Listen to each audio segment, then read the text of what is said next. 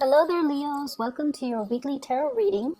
So, as your general advice for both, your love spread and also the other spread that deals with other areas of your life, I feel like whatever advice you've been giving another person, and I feel like it's a constant, like over and over and over and over again, you're giving advice to another person, and they might not have listened to what you had to say.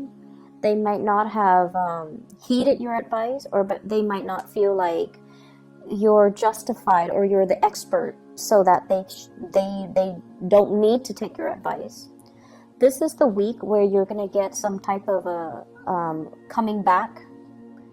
The person might be coming back and tell you just verbally or even non-verbally that you know what, you were right. I was wrong. I should have listened to your advice. They might say that outright, or if they're a little bit more proud or a little bit more defensive, they might say like, you were right, without further comments as to what exactly happened that made you believe that I was right. So I feel like you're going to get some confirmation in that arena.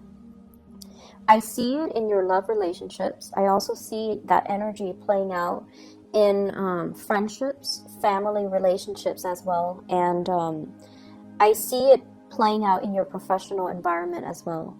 And I feel like the best strategy for you is to kind of just, stand there and look, okay, for this week. Don't beat a dead horse. So that means, don't, if they're refusing to listen, just kind of let them go on their merry way, because sooner or later they're going to come to the realization that you were right. And then I also feel an element here about not gloating. I don't feel that you're going to do that, because when you give advice, it does come from the heart. And oftentimes, no matter how much somebody frustrates you, when you care about them, that's when you will give advice. If you don't care, you wouldn't waste your time. And so you do care about someone, and that's why your advice comes without strings attached. You do want them to take things to heart and to do the right thing, or to walk on the right path. But you're not going to gloat if they mess up or they veer off track, because they deviate from what you told them to do. So anyways, in your relationship sector, this is the energy that you bring to the table. We have here the King of Wands. And this is a really, really strong energy that you exude for this week. This is somebody that knows how to prioritize. They know how to organize. They know how to get things done. And this shows a lot of leadership capability. So I feel like for many of you, you have really established yourself as a major player in your relationships, in your life, in your work environment, in your friendship circle. You're somebody that leads other people. You've been there, you've done that, and I feel like from the sheer amount of experience that you have gathered through your lifetime, you know where you stand. You know how to lead people. You know how to navigate situations and circumstances based on your real life experiences. And when I see this king, he has a shield. He has a sword, and he's got that little rod there. But what it means is it's somebody that is not afraid to get their hands dirty. They don't call themselves a leader, and when the going gets rough, they run away from battle. They're there in the trenches with the people that they lead to fight, till the end. And so they don't run away from battles. They're very courageous, and they have a sense of loyalty to the people that they lead. So whatever values or whatever life path that you live by, whatever you live by, you die by. So it's like you're not going to give somebody advice that you don't yourself believe in. So I feel like there is no pretenses here. There's no hypocrisy, and people sense that about you. And I feel like because of that, you're in a really good position to kind of like to be a very good relationship partner, because other people believe that no matter whatever you say is what you stand by. So there's no mixed messages. There's no like, I like you, but I don't like you today. Like, there are no mixed signals. There are no mixed messages that you're sending. You're very clear about your expectations in relationships, and you're very clear about what you are demanding or asking of another person. I usually think of this as somebody who has children, somebody who's like who might be in a relationship with children, but I also feel with this card, it's someone who's single, okay? So you might be a single parent, a single mother, a single father, with children. You might have, exes that you've had children with. You might have been married to them at one point, or just, in a relationship with them. But this is somebody that has children, and if not, then this is somebody that's single. So for many of you, the energy is you are very single for this week, and I feel like that's what I'm tapping into. The partner you're dealing with is somebody who's a little bit more wishy-washy. So their energy is prayer will make it all better. Let's not go out and get our hands dirty. Let's just sit in one place and pray. Pray for things to get better. Pray for improvement. Pray for opportunities. And I feel like your energy is in opposition to what your partner is dealing with here with the Judgment card. And I feel like, you don't mind getting your hands dirty. You do what needs to be done because it needs to be done. And you don't wait around for opportunities. You go and grab opportunities, or you go and scavenge and find opportunities. And I feel like in the love department, you take initiative and you're very clear about dictating, hey, this is what I'm looking for in a relationship partner. This is what I really want. And whereas the other person is a little bit more like, let's wait on things. Let's wait around. Let's wait for another day. Let's wait for the right time. Let's wait for the right circumstances. I feel like they're very, very unclear about what they want. They might even believe in, divine timing, and they might even believe in like things would just magically plop down and fall on their lap. And I feel like for some of you, you might be dealing with someone who you feel is not very practical or pragmatic. You feel like their heads are in the clouds, and they're really not manifesting and making things happen for themselves. And yes, the Judgment card is all about contact. There's communication back and forth between you and this person. But I also feel like you have given them advice. You have told them, you should do this, you should do that. And they're like, no, let's wait. Let me sort things out on my end. Or, let me just do this other thing. And they never get around to doing what they're supposed to, or they never get around to doing what you have advised them or counseled them on. And as a result of it, dealing with them can be a little bit frustrating because they're not taking the initiative. They're not as grounded, and they don't grab opportunities when opportunities come calling. And so they let a lot of opportunities pass them by. The interaction between you and your partner, I have here the Nine of Wands. And the Nine of Wands mainly dictates your energy as the fire sign. Okay, so the Nine of Wands is like somebody who's battle weary, and they're not sure, like, should I keep plugging away at this? It doesn't seem like there's any movement. Or should I cut my losses and try to move away? And in the traditional Rider-Waite deck is that man with a bandage on his head, and he's got 9 rods, and he's kind of battle weary, and he's just kind of paranoid. What I feel though is you're assessing, you're being pragmatic. You're being like strategic as well. Do I plug away at this relationship? Do I continue giving them advice? Do I continue to, play the role of the father, even though they're supposed to be my relationship partner? Do I take on this maternal, take them under my wings and take care of them and just protect them? Or do I need to find myself another partner? So I feel like for some of you, single or not, you might have a love interest that's a little bit... they're just very different from you.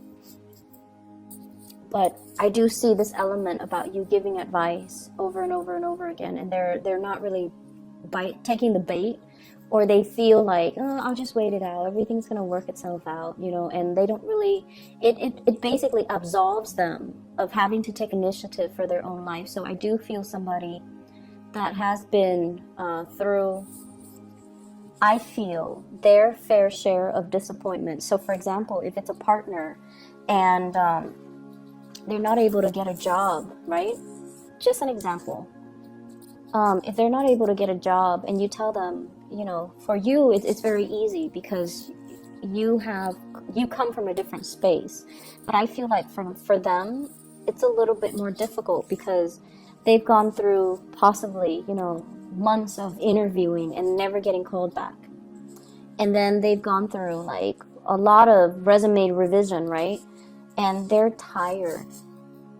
And just think about it. If it's like, if someone has gone through 9 interviews, right? All from different companies, all with different people, and they have been turned down 9 times. I mean, at the end of the day, it's really hard to say that, oh, I'm not qualified for the job. I feel like the reality of it is they don't like me. 9 separate companies, 9 separate interviewers, 9 separate situations didn't want me. It's very tragic for the ego. It's very demoralizing.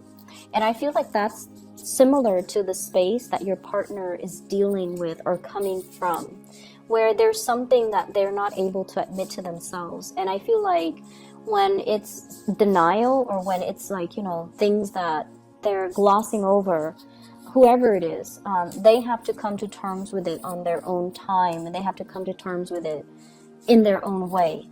And so you can talk and advise and, you know, tell them till you're blue in the face, but until they're able to admit these certain things about themselves, it's really hard for them to make changes, right? It's really hard for us to make changes when we're in denial.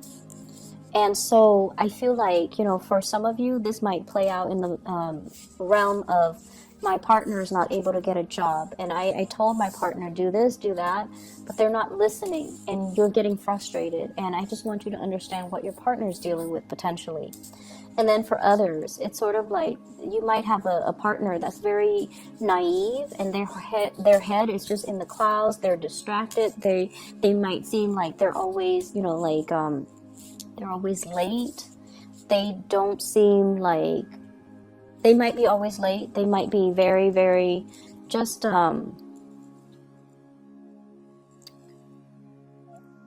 they might not be very affectionate. And time again, you told them, you know, I want more affection. I want things to change. I feel very much by myself, like I'm a single person, even though I'm dating you. And I feel, you know, like you tell them many, many times. And this might be the week where they come in and try to make some changes, okay? Because I feel like change is coming for you. So I have here this is the Knight of Pentacles. This is somebody coming in, making an offer, making amends, trying their best to appease you, trying to bring something substantial to the table. So if it's a partner who has been out on their luck when it comes to work, they're going to hear good news. And I feel like that's going to help them, because they're going to either take your advice or do something to initiate things from their end. Either way, taking your advice so that they can get things started in their own life, okay? And then if it's a partner that has been estranged, either they're traveling, they're not around, and you feel like, I'm with them, but I'm so single. You know, I'm with them, but I feel like I'm just single because they're not giving me the affection, the attention. They're not physically here. They're coming back into the picture with good news. They've done a lot of work on themselves, and I feel like sometimes it takes that distance away from the people and the things that we love and the things and the people that we're familiar with, for us to make some changes, for us to really see ourselves from a different context, in order to know what we need to figure out, in order to know what we need to work on, in order to know what we need to change about ourselves. So I feel like there's a realization coming through. For others of you, if you've been hoping and praying for a relationship, we have the Death card here, which is a change. So this is a change around. If you're single, you're going to be in a relationship. If you're in a relationship, you might be single. So there's a change around. It doesn't denote, you know, any specific direction, but I feel for majority of you, there's a couple relationship coming through. It's on the offer for you. And I do feel like many of you are going to go through the month of October, starting to come together with another person and starting to couple up with another person, okay? If you're dealing with a Scorpio with this Death card, there's some good news coming around for the two of you, for both of you. If you're dealing with an earth sign, Taurus, Virgo, Capricorn, there's an offer coming through, and I feel like it's going to be very good, very stable. It's slow. You might have been waiting for it. They might have been waiting on you, but I feel like there's a coming together. In other areas of your life, there will be a lot of get-togethers, okay? Get-togethers with old friends, get-togethers with old colleagues, get-together with like family members, but I feel more so friends, colleagues, like people you used to work with, people you used to go to school with. More in a more social, professional type of a setting, not so much family. I also feel like travel and movement, coming to see people traveling and moving to come see you. And I feel like these are long-standing, significant friendships, okay? I feel like these people have been around with you through a very important milestone in your life. And I say that because of the Six of Cups. This is a flashback from the past, walking down memory lane, recalling, like a lot of fun times between you and another person. And I'm always drawn to this tear, the person is crying. So it's like really good times to be had, reunions with other people, and it's linked up with the Three of Cups, which is social engagement, social outings, being the life of the party, and hearing really, really good news about the people that you've used to, hang around with, or hearing through the grapevines, like, oh, so-and-so is doing this, so-and-so is married, so-and-so has a baby, things like that. And I feel like it's a really, really nice, like, walk down memory lane. And I do see social engagement happening for you guys, where you're going to run into people from your past. All are good people. I don't see, like, the past coming back to haunt you. And I feel overall you have so much career and achievements, and just positivity in your financial and professional sector, that sometimes when we don't want to go to high school reunions, or we don't really want to meet up with old friends if we feel like we haven't made it, right? So some of us, and I feel for you guys especially, the fixed signs, you, Scorpio, Taurus, and Aquarius, you want your career to speak for you. You want to be like, hey, the envy of the party. And I feel like if you haven't made it professionally, you're very weary about these reunions. But I feel like right now you're in a good space. You're where you need to be professionally. A lot of doors are opening for you. So you're at a point where you're like, okay, I'll be there. I'll be at this reunion. I want to talk about what I'm doing. I want to talk about these projects I'm handling. I want to talk about all my responsibilities that people entrust me with. Not in the spirit of bragging, but in the spirit of, I'm really proud of the person that I am today. I'm really proud that despite everything that I've been through, that, I made it. And I'm entrusted with a lot of responsibilities. I'm seen as someone who's competent, and I've created a name for myself. So I feel like you're going to be the life of the party, and you're going to be, you're going to have a lot to offer. You're going to have a lot to say, and you're going to have a lot of people admiring you, and possibly even envious, but not in a bad way. They're not jealous and vindictive. I feel like they look at your life with envy, and they're going to just be really glad, or just to be very happy for you, okay?